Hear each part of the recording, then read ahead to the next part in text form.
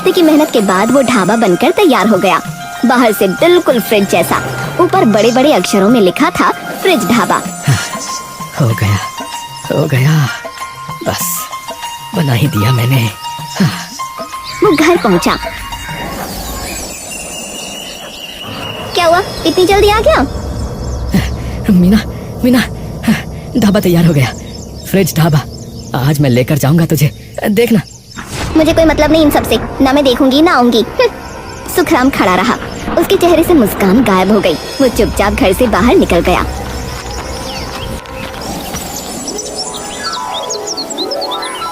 पहले हफ्ते में सिर्फ 5 लोग आए, दूसरे हफ्ते में 20। 1 महीने बाद पूरे हाईवे पर बात होने लगी। ओ जी, हमने सुना है फ्रिज ढाबा। ओ जी, अंदर जाओ तो कंपन हो जाए जी। ओ बाहर 40 डिग्री हो चाहे 50, अंदर तो जी 20 ही है। ओ जी सच में? ओ जी मैं झूठ की बोलूंगा। ओ चलो आज मैं ले चलता हूँ तुझे भाई। सुखराम ने 2 काम वाले लड़के रख लिए, गोला और रामकिशन। सुखराम अब रातें ढाबे पर बिताने लगा। मीना अकेले घर में रहती, उसे कोई फर्क नहीं पड़ता था। एक दिन प्रकाश आया। वाह यार, क्या बनाया है तूने, सच में फ्रिज जैसा। मैंने सोचा भी नहीं था कि इतना अच्छा बनेगा।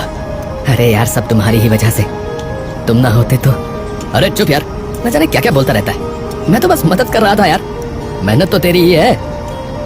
सुन एक बात बता, मीना कैसी है? वैसी ही, पहले ही जैसी, गुस्सा और रोज लड़ाई।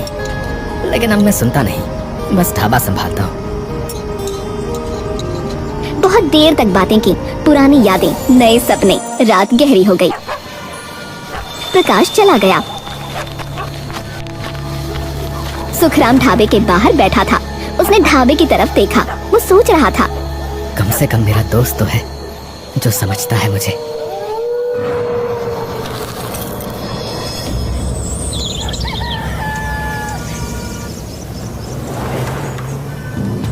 अंदर के बर्तन बिखरे पड़े थे।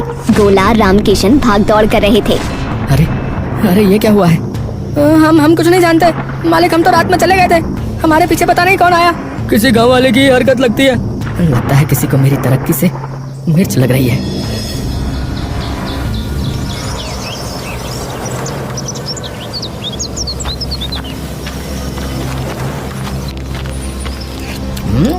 अरे थू।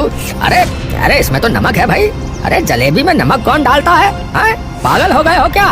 अरे नहीं, ये नहीं हो सकता। सुखराम ने जलेबी चखी, सच में नमक था। उसका चेहरा उतर गया। उसने गोला की तरफ देखा। अरे गोला, ये क्या है रे? मालिक मैंने नहीं डाला, मैं कसम खाता हूँ, मैं कभी ऐसा नहीं कर सकता। सुखराम खड़ा रहा। उसके दिमाग में एक ही बात घूम रही थी, कोई उसकी सफलता से जल रहा है, कोई उसे बर्बाद करना चाहता है, पर कौन है वो?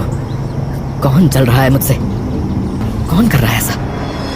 थोड़े ही दिनों में फ्रिज ढाबे की चमक फीकी पड़ने लगी। अंदर की ठंडक कम हो गई। भूसे की दीवारें सूख गईं। छत पर पानी डालने के बाद भी नमी नहीं टिकती थी। ओ जी, पहले जैसी बात नहीं है। पहले अंदर जाते ही ठंड लगती थी, अब तो बस पंखा चल रहा है जी। ओ हाँ यार, और ढाबा तो ठीक है, पर फ्रिज वाला मजा नहीं रहा। सुखराम के माथे पर पसीना था। अब वो गर्मी का नहीं था, टेंशन का। उसने तुरंत गोला और रामकिशन को बुलाया।